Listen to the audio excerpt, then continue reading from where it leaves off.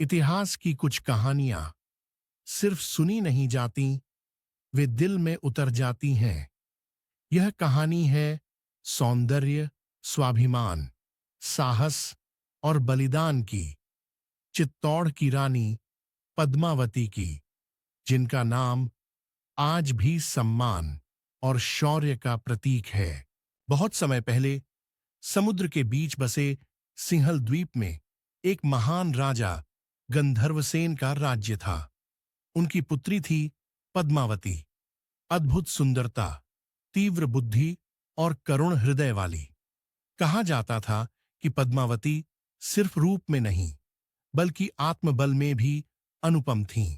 बचपन से ही उन्होंने शस्त्र और शास्त्र दोनों की शिक्षा पाई। वीणा की मधुर धुन पर जब वे राग छेड़तीं, तो प्रकृति भी थम सी जाती। राजस्थान के वीर राजा रत्नसेन, चित्तौड़ के शासक, एक दिन सिंहल द्वीप पहुंचे।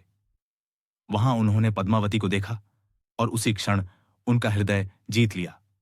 पद्मावती ने भी रत्नसेन में साहस, सम्मान और सच्चा प्रेम देखा। राजा गंधर्वसेन की अनुमति से दोनों का विवाह हुआ। विवाह के बाद पद्मावती चित्तौड़ पहुंची और रानी बनी। चित्तौड़ की जनता ने उन्हें मां समान सम्मान दिया। चित्तौड़ के दरबार में एक ब्राह्मण था, राघव चेतन। वह विद्वान था, पर ईर्ष्या से भरा हुआ। राजा से अपमानित होने के बाद उसे राज्य से निकाल दिया गया। अपमान की आग में जलता राघव चेतन सीधे पहुंचा दिल्ली के सुल्तान अलाउद्दीन खिलजी के पास। उसने रानी पद्मावती के सौंदर्य की ऐसी ऐसी कथाएं सुनाई कि सुल्तान का मन लालसा से भर उठा। अलाउद्दीन खिलजी ने चित्तौड़ पर आक्रमण का निश्चय किया, लेकिन वह युद्ध से पहले चाल चलना चाहता था।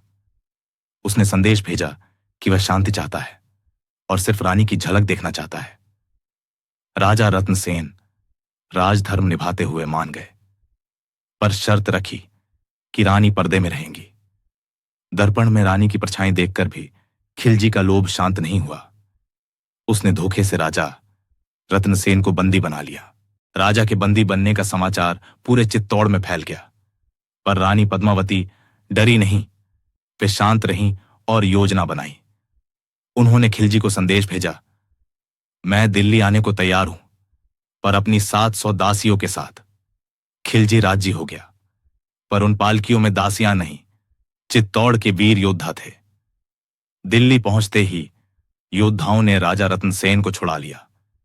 यह रानी पद्मावती की चतुराई और साहस का अद्भुत उदाहरण था।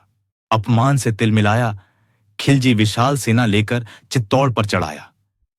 किले को चारों ओर से घेर लिया गया।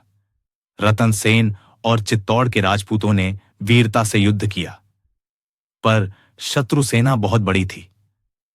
एक एक कर वीर गिरते गए और अंततः राजा रतनसेन वीर गति को प्राप्त हुए।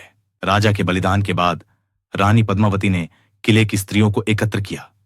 उन्होंने कहा, हम राजपूत स्त्रियां हैं, हमारा सम्मान हमारे प्राणों से बड़ा है।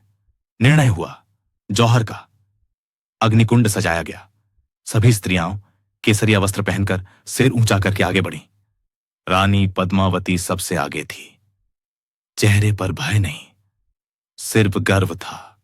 अग्नि की लपटों में समाते हुए रानी पद्मावती और चित्तौड़ की स्त्रियां अमर हो गईं।